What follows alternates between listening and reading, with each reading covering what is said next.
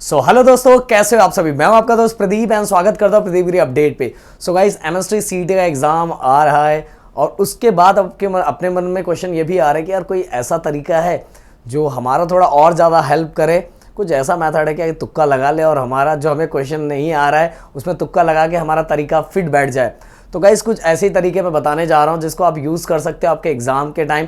हाँ, उन बच्चों के लिए तो बहुत हेल्प होने वाला है जिन्होंने थोड़ी बहुत पढ़ाई करके रखी है और जिन्होंने कुछ भी नहीं किया उनके लिए भी हेल्प होने वाला है, क्योंकि इसमें कुछ ना कुछ उनको भी मिल जाएगा। तो चलो एक एक करके मैं बताता हूँ। सबसे पहले guys, none of this and all of the above, ये अगर आपके क्वेश्चन में ऑप्शन दिया हुआ है तो मैं बोलूँगा अगर आपको नहीं आ रहा है, आपको आ ही नहीं रहा, आपने बहुत ट्राई कर लिया है, आपको उसका आंसर आ ही नहीं रहा, तो इसको मार्क कर दो, इसको मार्क कर दो। क्योंकि अभी तक यही देखा गया है कि अगर ये क्वेश्चन में ऑप्शन दिया गया तो आंसर ये रहता ही है, ये आंसर रहता ही। अगर चार ऑप्शन में से एक ऑप्शन ये दिया हुआ है, या तो नॉन ऑफ दिस या ऑल ऑफ द अबो, अगर ये ऑप्शन दिया हुआ है तो ये रहेगा। 95 to 96% चांस होता है कि ये आंसर रहता है। तो अगर ये दिया है, आपको नहीं आता होगा तो ये आप क्या करो, टिक कर दो।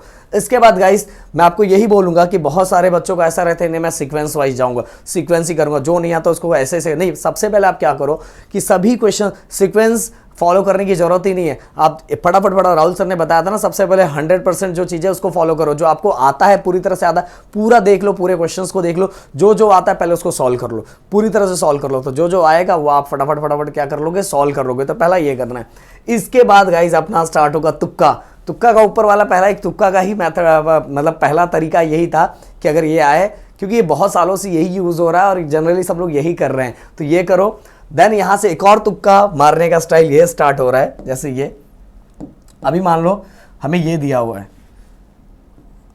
29, 26, 37 एंड ये दिया हुआ है ये।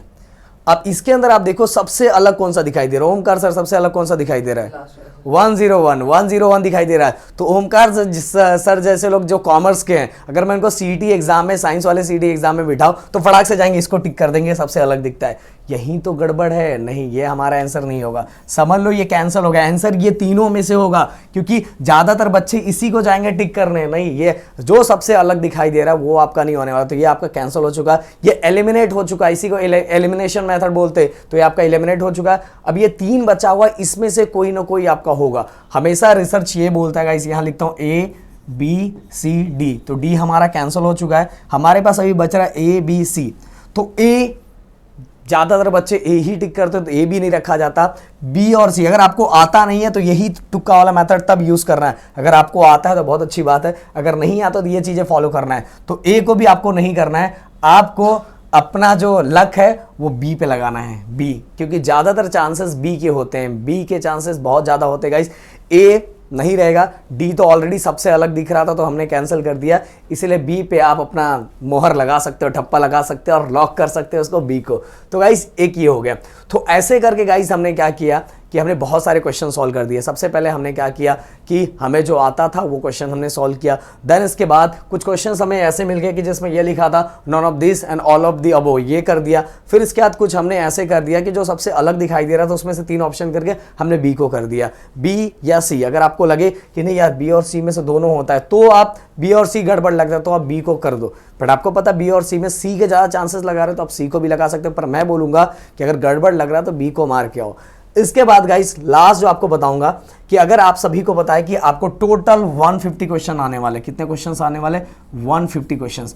और 150 क्वेश्चन को मैं डिवाइड करूं तो टोटल अगर 4 से डिवाइड कर दूं, 4 से क्यों डिवाइड कर रहा हूं? क्योंकि आपको पता है total A B C D करके 4 ऑप्शन होता है, इसलिए मैं इसको डिवाइड करता हूं। तो अपना जो आंसर आता है 150 डिवाइडेड बाय 4 आएगा हमारा 37.5, मतलब एक एक ऑप्शन कितने बार आएगा? 37.5 इतने बार आएगा। एक एक ऑप्शन को इतने बार दिया जाएगा, मतलब इक्वली डिवाइड किया जाए तो 37.5 इतने बार दिया जाएगा। तो मैं ऐसे भी नहीं समझता हूं, मैं ऐसे समझ के चलता हूं कि क्वेश्चंस को मान लो A को 30 दिया गया है, B को 35 दिया गया है, इस तरह से डिवाइड किया गया है। तो आप एक कैलकुलेट वाइज डिवाइड कर लो कि देखो इक्वली डिवाइड किया जाता है। ज्यादातर 1-2 हो सकता है कि B को ज्यादा दे दिया गया, और ज्यादा भी देंगे तो कितना ऑप्शन ज्यादा देंगे? 2-3 ऑप्शन ज्यादा देने, ज्यादा उससे ज्यादा कुछ देने वाले नहीं है। तो आप क्या करो, जितना आपने पहले सॉल्व किया था सभी को कैलकुलेट करो, कैलकुलेट करके आपके A B C D में से सबसे कम जो टिक किया हुआ ऑप्शन है, जैसे मैं डी अभी तक आपको 4 ही क्वेश्चन को आपको आंसर मिला और 4 ही बार आपने टिक किया है।